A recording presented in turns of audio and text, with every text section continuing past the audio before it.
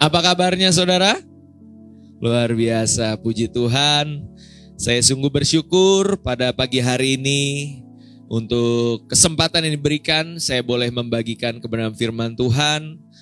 Sungguh berkat yang luar biasa bagi saya. Ya, walaupun tentunya bagi saya dan Pastor Irwan pagi hari ini untuk bahagia itu agak berjuang ya kok ya. Karena tim favorit kita sama-sama Inter Milan saudara ya. Kita sama-sama Interisti dan kemarin seri saudara ya, 2-2. Jadi pagi hari tuh biasa kalau menang bangunnya lebih segar, semangat gitu ya. Kalau seri jadi agak-agak kurang ya. Tapi saya percaya kasih karunia Tuhan ya, damai sejahtera dari Tuhan itu yang akan menguatkan setiap kita. Amin saudara. So apapun masalah, pergumulan, tantangan kita, saya tahu tidak mudah, saya tahu kita semua menghadapinya. Tapi ketika kita datang ke hadirat Tuhan, mari kita bawa segenap hati kita, tanggalkan segala beban, tanggalkan segala pikiran-pikiran yang negatif, pikiran-pikiran yang seringkali membelenggu kita, dan kita serahkan pagi hari ini biar Tuhan yang bekerja di tengah-tengah kita. Amin. Puji Tuhan, saya perkenalkan diri terlebih dahulu. Saudara, nama saya Randy Chandra Dinata, Shalom.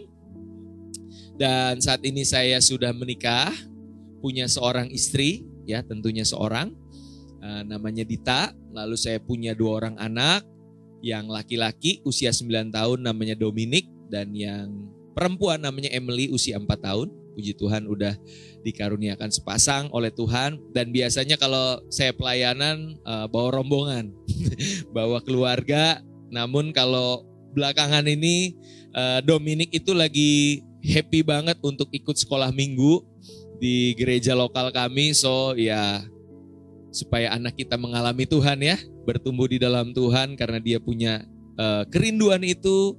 Jadi ya papanya terpaksa berangkat sendirian, mama dan anak-anak ibadah di gereja lokal ya, supaya anak-anak bisa mengalami perjumpaan dengan Tuhan di sekolah minggu.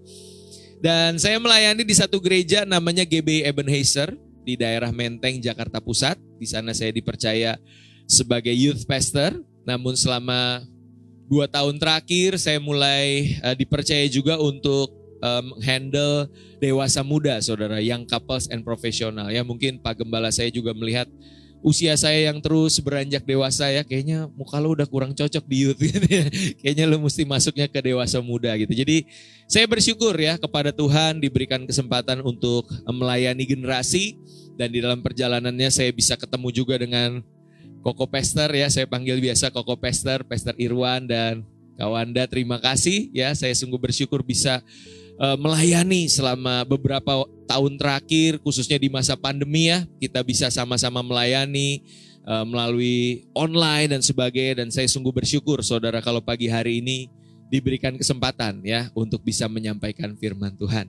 Berapa banyak dari kita yang siap untuk mendengarkan firman Tuhan? Saya mau lihat tangan-tangan. Wow, puji Tuhan. Berikan kemuliaan sekali lagi buat Tuhan Yesus. Haleluya. Saudara, selama bulan ini kita akan membahas sebuah tema yang berjudul ibadah yang berkenan. Bilang sama saya, ibadah yang berkenan. Nah, tentunya sebagai orang percaya, sebagai anak Tuhan, maupun sebagai orang beragama, umat beragama pada umumnya, tentunya kita mengenal yang namanya umat beragama pasti pergi untuk beribadah. Nih, apapun agamanya, ya pasti ketika ditanya hari Minggu misalkan, Kristen, Katolik ke gereja, atau teman-teman kita, saudara kita yang Muslim kalau hari Jumat ke masjid dan sebagainya. Saudara, tentunya setiap umat beragama pada umumnya itu datang beribadah kepada Tuhannya masing-masing. Nah, tapi sekarang yang jadi pertanyaan, kita sebagai orang Kristen, ibadah yang seperti apa sih yang kita miliki di dalam kehidupan? Dan apa yang membedakan antara ibadah kita dengan ibadah yang dilakukan oleh umat beragama pada umumnya? Nah, kita perlu pelajari bersama, kita perlu ketahui bahwa ternyata di dalam kekristenan ada makna khusus di dalam ibadah itu sendiri. Dan kita hari ini mau pelajari bersama-sama seperti apa itu saudara ibadah di dalam kekristenan, dan ibadah yang berkenan di mata Tuhan itu yang seperti apa. Nah, pertanyaan pertama tentunya bicara tentang mengapa kita datang beribadah. Coba pagi hari ini colek kanan kiri bilang, lu ngapain di sini gitu. Ini pertanyaan yang sangat dasar, saudara. Pertanyaan yang sangat sederhana, tapi seringkali kita lupa, kehilangan yang namanya esensi dari beribadah. Nah, saya mau ajak saudara buka satu ayat di dalam 1 Timotius pasalnya yang ke-6, 2 ayat berarti ya, ayat 5 dan 6. 1 Timotius pasalnya yang ke-6, ayat 5 dan 6. Oke, 1 Timotius pasalnya yang ke-6, ayat 5 dan 6. Oke, di multimedia sudah ditampilkan. Kita baca bersama, 2, 3.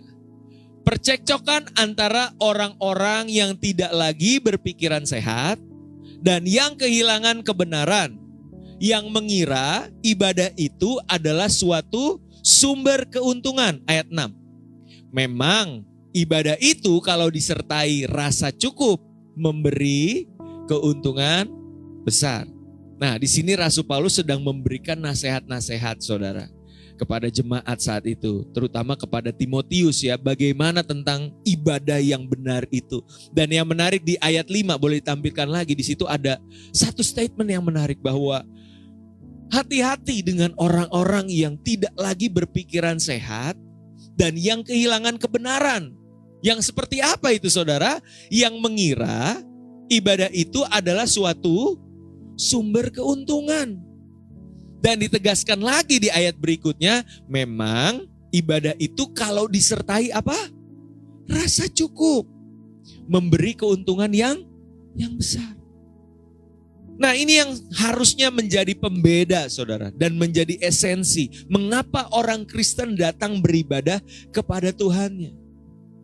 Ketika semua orang beragama pada umumnya di dunia ini datang beribadah kepada Tuhannya untuk memperoleh sesuatu, untuk gain something dari Tuhannya, entah lewat dia angkat tangan, dia nyanyi, dia kasih persembahan, dia dengar khotbah. Itu yang dilakukan oleh orang beragama pada umumnya. Namun Rasul Paulus mengingatkan, ibadah ini bukanlah sumber keuntungan. Dan ibadah kalau disertai rasa cukup, baru memberi keuntungan yang besar. Tentunya saya tidak memungkiri, saudara, bahwa ketika kita datang beribadah, Tuhan akan berkati hidup kita. Amin.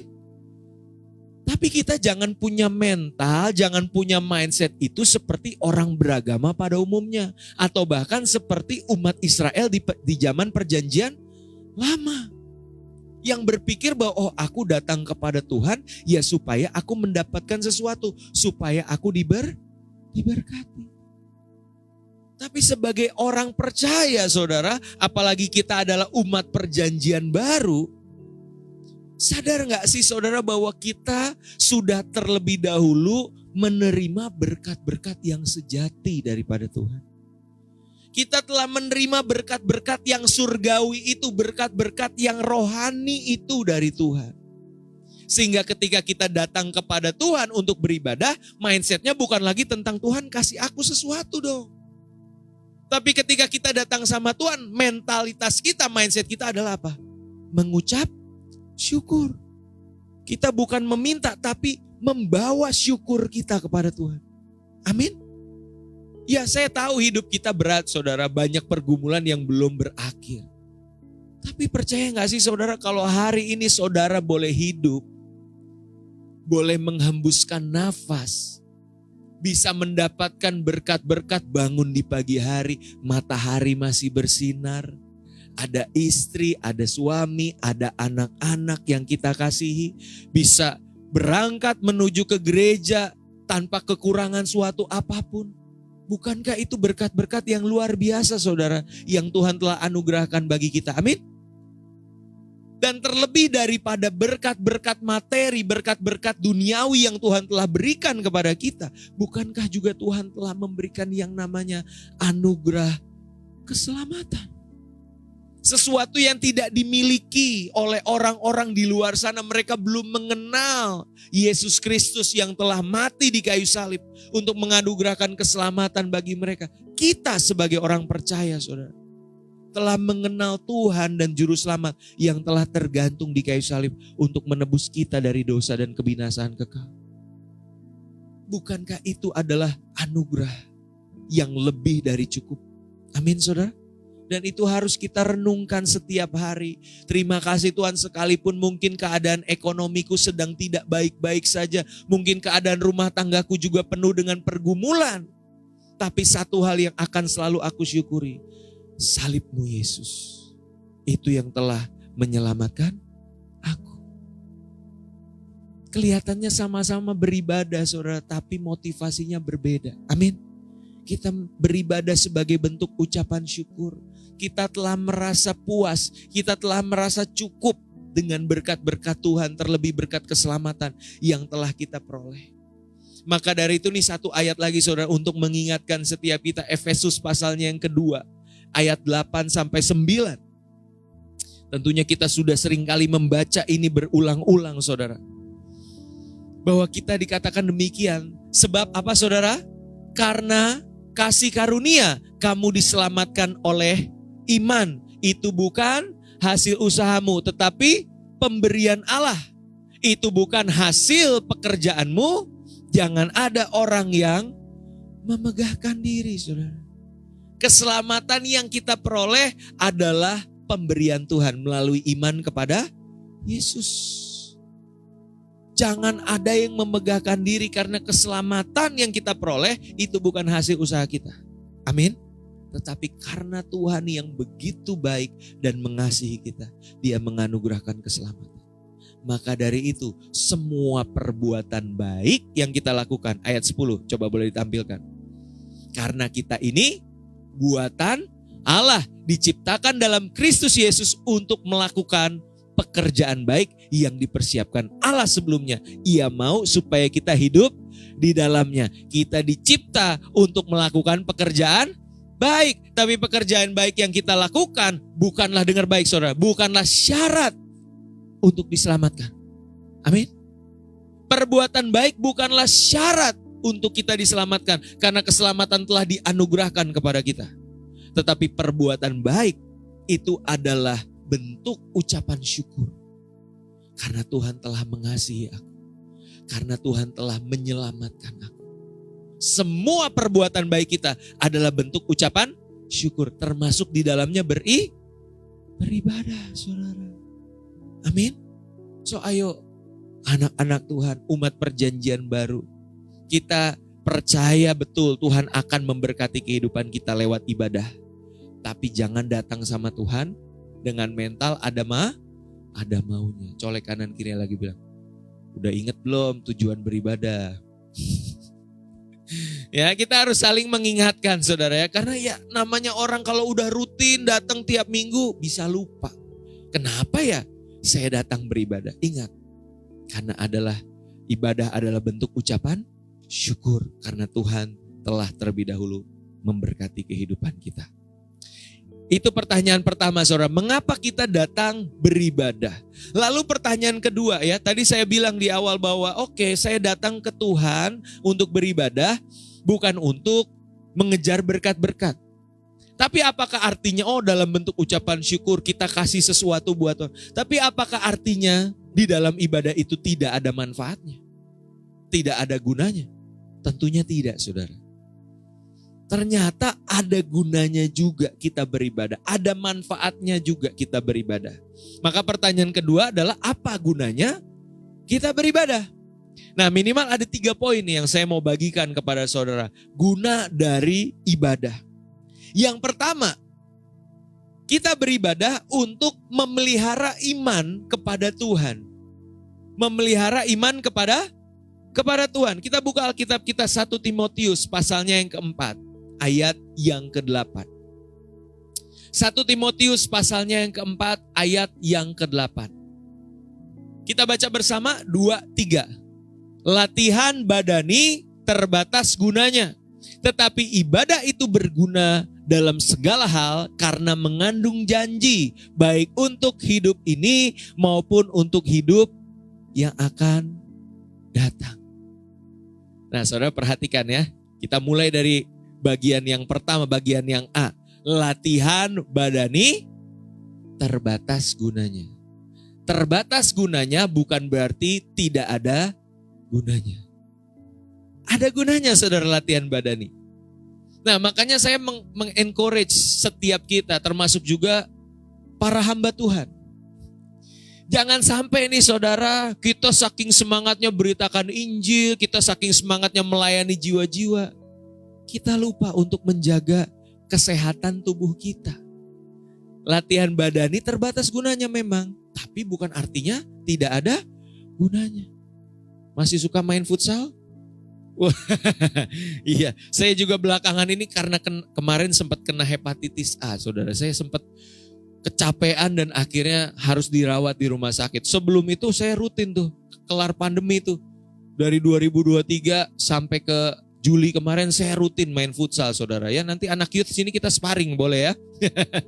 Wah, saya suka olahraga, saudara, untuk jaga kesehatan. Lalu apa? Ya tentunya pola makan. Ya enggak, kita enggak bisa sekedar tubuh olahraga, tubuh sehat, tapi enggak jaga pola makan.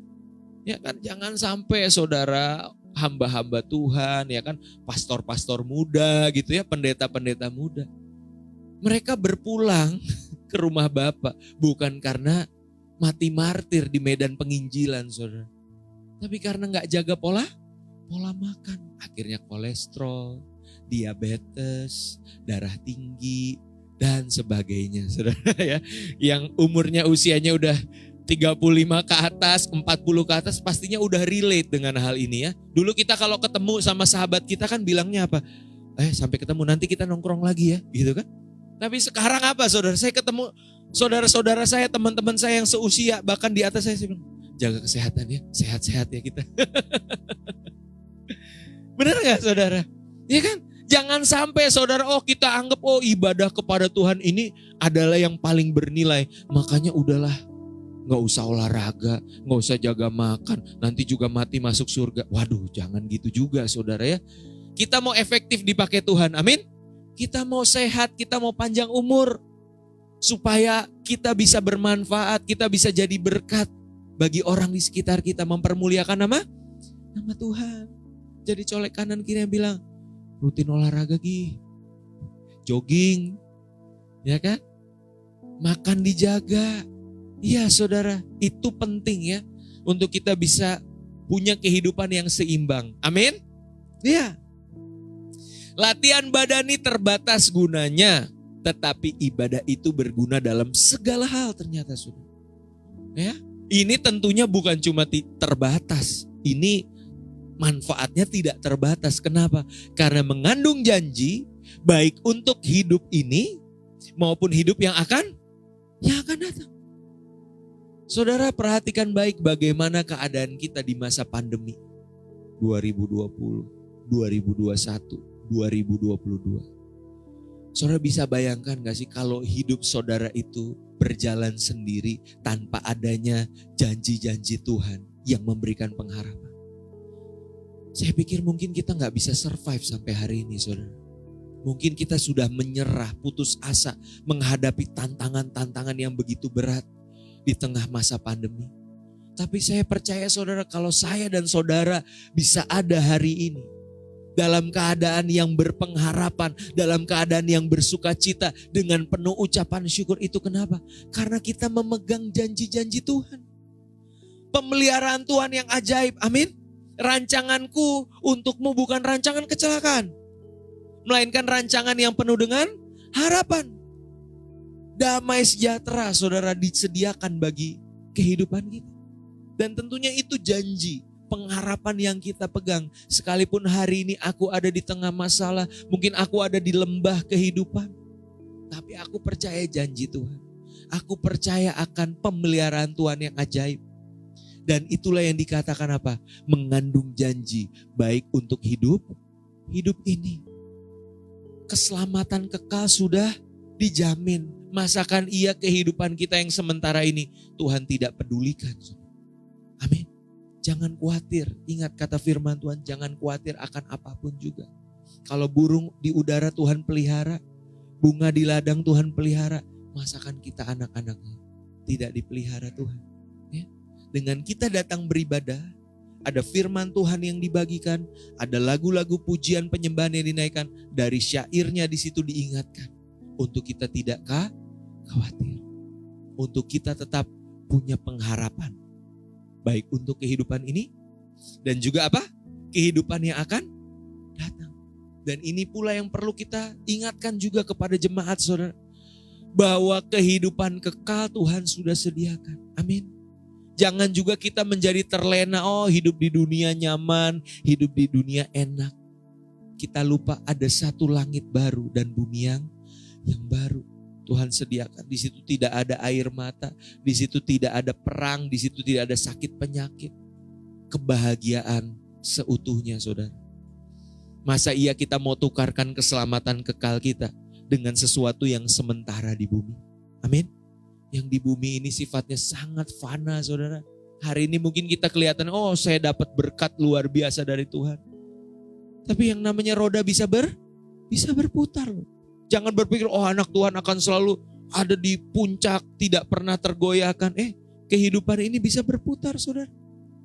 Masalahnya tetapkah kita setia kepada Tuhan ketika Tuhan izinkan roda itu berputar. Dan ketika kita ada di bawah, kita tentunya harus punya pengharapan. Tapi yang kedua, pengharapannya bukan cuma di bumi ini. Tapi kita berkata, Tuhan, aku tahu ada satu tempat yang jauh lebih indah. Aku bisa bersama-sama dengan Tuhan di surga yang permai. Amin. Nah itu saudara, ada janji Tuhan, pemeliharaan Tuhan untuk hidup kita, untuk iman kita, baik di bumi ini, di dunia ini maupun kehidupan yang akan datang.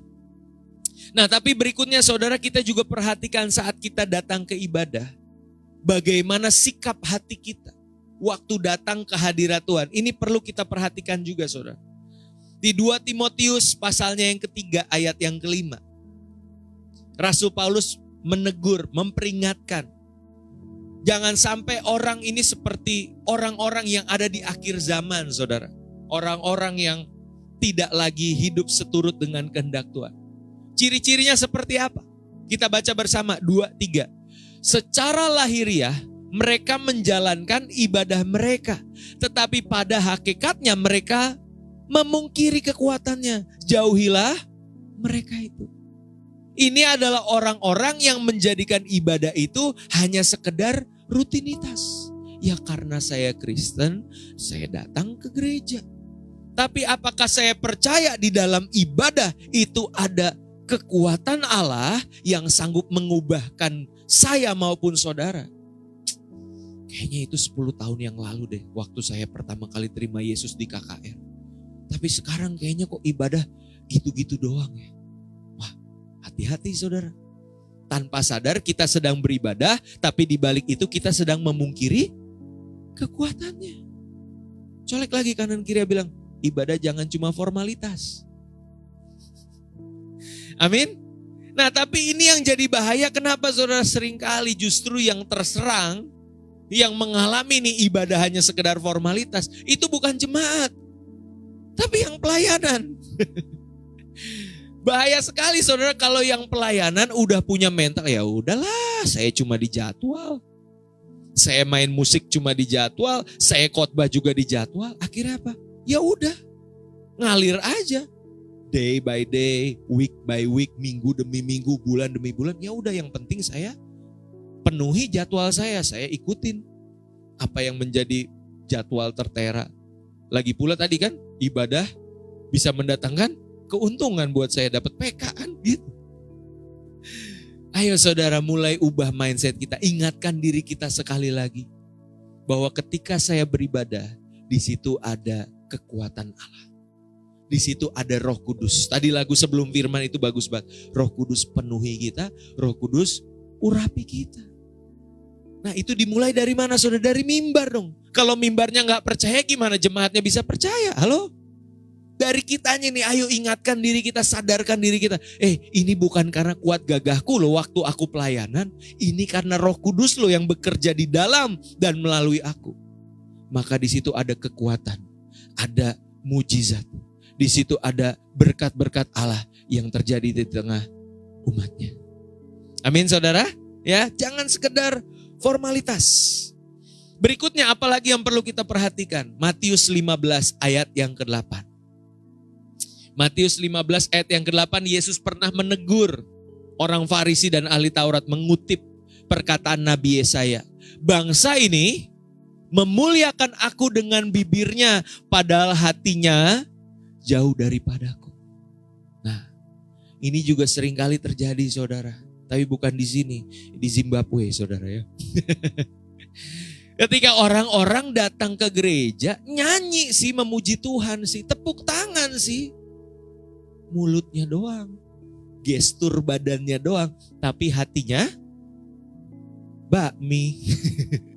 Hatinya nongkrong di mana ya abis ini? Futsal abis ini kan? Waduh, zaman saya dulu tuh anak youth ya. Dulu Kak Randy suka main CS, Counter Strike. Wah udah gak zamannya sekarang ya. Dulu main CS saudara. Jadi waktu kita lagi ibadah nih, tengah-tengah ibadah siang tuh, pikiran kita udah perang saudara. Tembak sana, tembak sini. Counter Strike. Memuliakan Tuhan bibirnya, tapi hatinya menjauh daripada Tuhan. Nah, saudara ayo, kalau datang ke ibadah, tubuh, jiwa, roh kita beribadah. Jangan pikiran kemana-mana, hatinya kemana-mana. Ya, colek kanan kiri yang bilang, fokus nyembah Tuhan. Fokus dengerin firman. Amin saudara? Iya. Ini saudara, ya mungkin ada yang berkata, aduh Pak, tapi saya suka nyanyi di gereja, tapi suara saya kurang bagus Pak. Suara saya fales Pak. Ya memang kalau suaranya kurang bagus, ya mungkin berpikir dua kali ya, nanti juga di audisi kan, mau pelayanan mimbar. Tapi kalau jadi jemaat ya nyanyi-nyanyi aja saudara. Tuhan gak terganggu kok sama suara kita fales, ya kan? Tuhan gak terganggu, yang terganggu mungkin sebelah kanan kiri, ya. Tapi Tuhan gak terganggu. Yang terganggu bagi Tuhan, yang membuat Tuhan terganggu apa? Hati yang fales, itu lebih mengganggu buat Tuhan. Suara bisa diatur lah, volume dikecilin ya, jangan terlalu keras kalau tahu suaranya bisa ganggu sebelah. Tapi yang penting buat Tuhan, hati. Adakah didapati oleh Tuhan hati kita tulus menyembah Tuhan? Hati kita ngangkat, hati kita bernyanyi memuji Tuhan, yang keluar dari mulut kita pun sama. Nah, itu yang Tuhan harapkan, itu yang Tuhan kenan. Amin saudara? Ya, maka dari itu ayo memelihara iman kepada Tuhan, itu poin yang pertama. Tapi jangan lupa, jangan hanya sekedar formalitas ibadah itu, dan juga jangan sampai fales hati ya. Itu yang pertama saudara. Lalu berikutnya, apa gunanya ibadah? Kita kembali lagi ke pertanyaan itu, apa gunanya ibadah? Yang kedua adalah ibadah itu adalah tempat bagi kita untuk saling bertumbuh di dalam komunitas. Bilang sama saya, bertumbuh dalam komunitas. Kita buka Alkitab kita, Ibrani 10 ayat 24 sampai 25. Ibrani 10 ayat 24 sampai 25. Kita baca bersama yuk, 2, 3.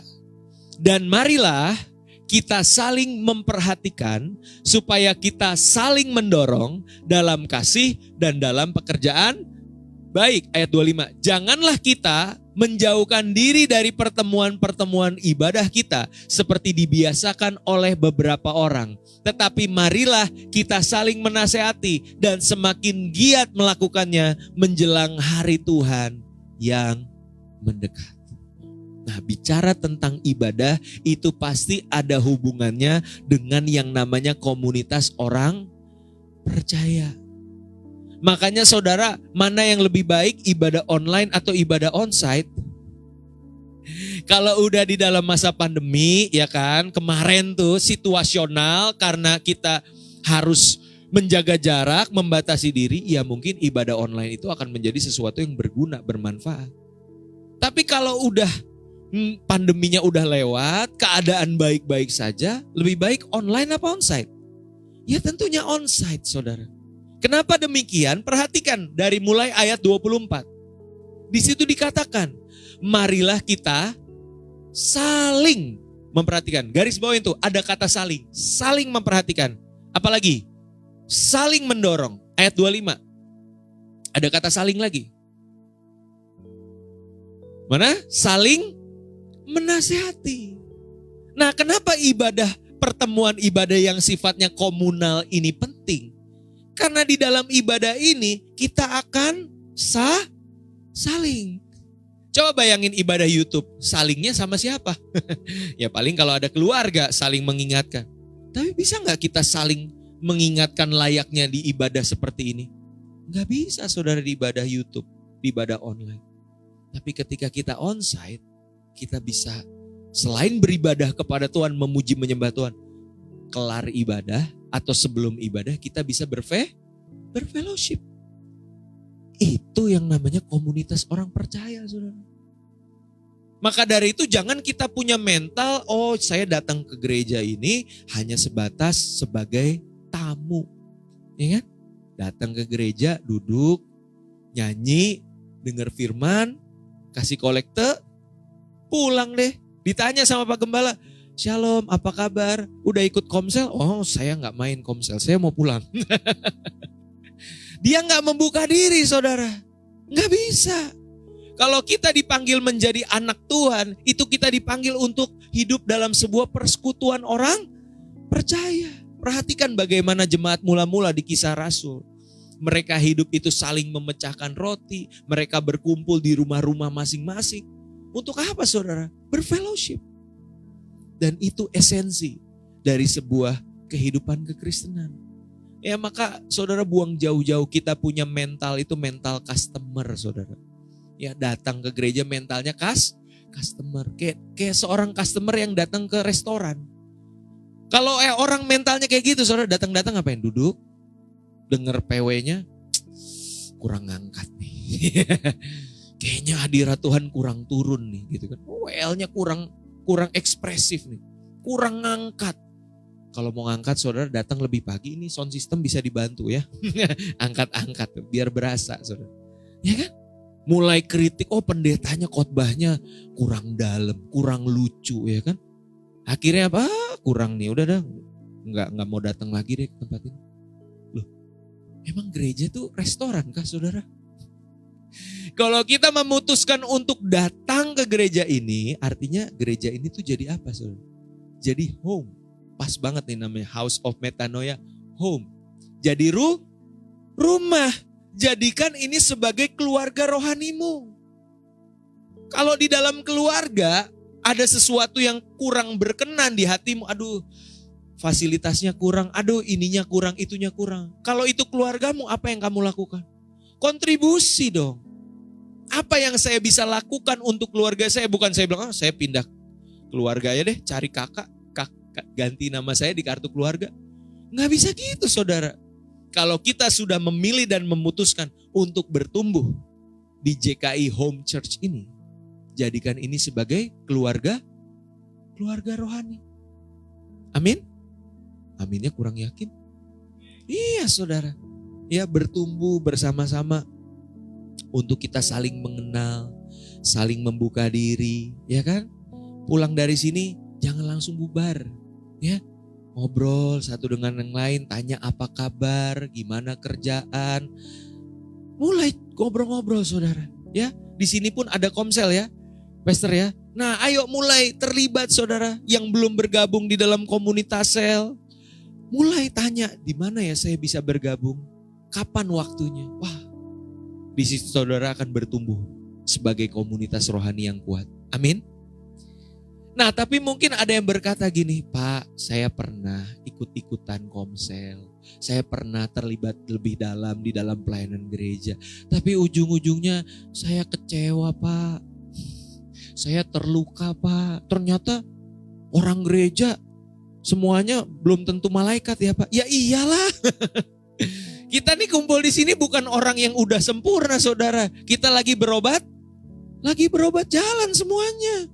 Belum ada yang sempurna di sini, termasuk yang berkhotbah, termasuk yang mengembalakan. Kita punya kekurangan, punya kelemahan. So maka dari itu, saudara, kalau kita mulai membuka diri dan mulai terlibat di dalam komunitas, harus siap kalau terjadi konflik. Halo? Harus siap kalau terjadi gesekan. Jangan baper. Jangan baperan saudara. Ya mungkin kita pernah kecewa, kita pernah pahit. mengalami satu dan lain hal di kehidupan kita, masa lalu kita. Tapi jangan kita langsung bilang apa, oh semua gereja sama aja. Oh ngapain aktif-aktif di gereja loh. Kan kamu kecewanya sama manusia, kenapa akhirnya jadi gak pelayanan? Kan melayani siapa saudara? Melayani Tuhan dong. Ya, salah sasaran dong kalau bencinya sama manusia, pahitnya sama Tuhan. Ya enggak? Maka dari itu, biasakan diri saudara. Ya namanya berkomunitas bisa terjadi gesekan, bisa terjadi konflik. Nah saya yang bingung adalah kalau saya itu melihat ada satu komunitas, ada satu gereja, udah belasan tahun, puluhan tahun berjalan bersama-sama, gak pernah terjadi konflik saudara. Saya bingung tuh. Biasa pilihannya ada dua saudara. Yang pertama, itu anggotanya udah jadi malaikat semua. Udah bersayap, udah gak nginjek bumi. Jadi semua oh shalom, haleluya. Gak pernah ada konflik. Itu yang pertama. Atau yang kedua, jangan-jangan hubungan satu dan dengan yang lain kurang dekat, kurang akrab, saling menjaga jarak. Akhirnya ya udah sampai gereja juga halo shalom, kenalnya gitu-gitu doang. Kelar dari ibadah pulang, ya udah nggak mungkin konflik lah, itu baik-baik semua. Tapi kalau udah masuk dalam komunitas yang namanya gesekan itu bisa saja terjadi. Yang jadi masalah bukan konfliknya saudara sebenarnya, tapi bagaimana respon kita. Ya, konflik itu tidak akan menghancurkan kita selama responnya betul. Bukan cuma di ibadah loh saudara, bukan cuma di komunitas gereja. Suami istri dalam rumah tangga, pernah gak konflik saudara? Nah ya udah tahu sendirilah, suami istri gak mungkin gak ada konflik. Tapi bagaimana kita belajarkan di tengah konflik saling memaafkan, saling mengampuni, satu dengan yang lain saling belajar, oh iya saya kurangnya ini, saya kurangnya itu, saya mau belajar berubah. Bukankah itu yang Tuhan kehendaki saudara? Di dalam tubuh Kristus kita saling menajamkan satu dengan yang lain. Amin. Amsal 27 ayat 17. Ya, Amsal 27 ayat 17, besi menajamkan besi, manusia menajamkan sesamanya, orang menajamkan sesamanya. So colek kanan kirinya bilang ini, jangan alergi konflik. Respon yang benar. Ya, yang penting responnya benar, rendah hati. Belajar selalu bilang gini, Tuhan lewat kejadian ini apa yang Tuhan mau proses dalam kehidupan. Jangan buru-buru cari orang lain buat ditunjuk, buat dihakimi. Mulai dari diri sendiri. Apa yang salah, apa yang perlu diperbaiki dalam kehidupanku. Maka dari situ saya percaya iman kita pasti bertumbuh. Amin saudara. Kita akan bertumbuh di dalam komunitas. Saya pernah bikin quotes bilang gini saudara, hubungan yang bertahan lama, ya apapun itu, hubungan rumah tangga, hubungan persahabatan, persaudaraan, hubungan yang bertahan lama bukan terdiri dari orang-orang yang sudah sempurna, melainkan orang-orang yang terlatih dalam hal mengampuni. Amin saudara. Manusia bisa bikin salah, manusia bisa bikin kecewa, tapi pertanyaannya maukah kita mengampuni? Maukah kita memberikan kesempatan bagi orang tersebut? Karena saya percaya cuma cinta dan pengampunan yang bisa ngubahin orang. Intimidasi, ancaman, ya kan, manipulasi itu gak bisa ngubahin orang. Hanya kasih dan pengampunan. Itu yang kedua saudara, saling bertumbuh di dalam komunitas. Saya berharap pulang dari tempat ini semua terdaftar dalam Komsel. Iya dong, harusnya seperti itu ya. Kita bertumbuh dalam komunitas. Yang ketiga saudara, yang terakhir, apa gunanya ibadah? Yang ketiga, kita mengalami Tuhan di dalam ibadah untuk berdampak di luar gereja. Oke, poin yang ketiga bicara kita mengalami Tuhan saat kita beribadah, tapi end pointnya bukan kita nikmati sendiri, tetapi kita mengalami Tuhan supaya kita bisa berdampak di luar gereja. Nah maka dari itu jangan puas saudara kalau kita jadi jemaat yang setia. Hanya jadi jemaat yang anteng duduk gitu kan. Gembala, wih rajin-rajin ya ibadah. Tapi pertanyaannya keluar dari tempat ini, adakah kita berdampak di luar sana saudara? Ingat kita dipanggil Tuhan jadi garam dunia. Kamulah garam dunia. bukan garam gereja, saudara. Iya enggak? Kalau garam kumpul terus sama garam, jadinya gudang garam. Darah tinggi, saudara. Kenapa? Mainnya kurang jauh sih. Kita mainnya terus nggak gerak keluar, ya udah lama-lama gontok-gontokan di dalam doang. Tapi bukankah kita dipanggil, kita diberkati nih, ngalamin Tuhan saat ibadah tadi pagi, waktu kita keluar di tengah keluarga, bagaimana kita bersikap, saudara. Di tengah marketplace, di tempat kerja kita, bagaimana kita membawa hadirat Tuhan itu. Benar gak, saudara? Jangan hanya mengejar, aku mau mengalami hadirat Tuhan di gereja. Udah diberkati nih lewat hadirat Tuhan di gereja. Apa yang kita lakukan? Bawa hadirat itu kemanapun kita melangkah. Ingat gak ada lagu yang bilang, dimanapun kami kan pergi, kemanapun. Gimana lagunya itu? Kemanapun kami kan pergi kan, dimanapun kami berdiri, di situ pasti mujizatmu terjadi. Kita yang bawa mujizat, kita yang bawa hadirat Tuhan. Kemanapun kita melangkah, saudara. So mulai ubah paradigma kita. Jangan kita berpikir, yang penting gue udah ibadah, yang penting gue udah setia ke gereja. Endpointnya adalah bagaimana kita jadi berkat di keluarga kita, di relationship kita, dalam pernikahan kita, dalam pertemanan kita, persahabatan kita, tongkrongan kita, anak muda, bagaimana kita bawa berkat ke sana. Sekolah, kampus, dan sebagainya. Nah, disinilah kita mulai menyadari, saudara, bahwa yang namanya ibadah yang sejati bukan hanya di dalam kebaktian 2 jam. Tapi yang namanya ibadah yang sejati adalah apa, saudara? Mempersembahkan hidup kita sepenuhnya kepada Tuhan. Bukankah itu yang dikatakan di Roma 12 ayat yang pertama? Boleh ditampilkan.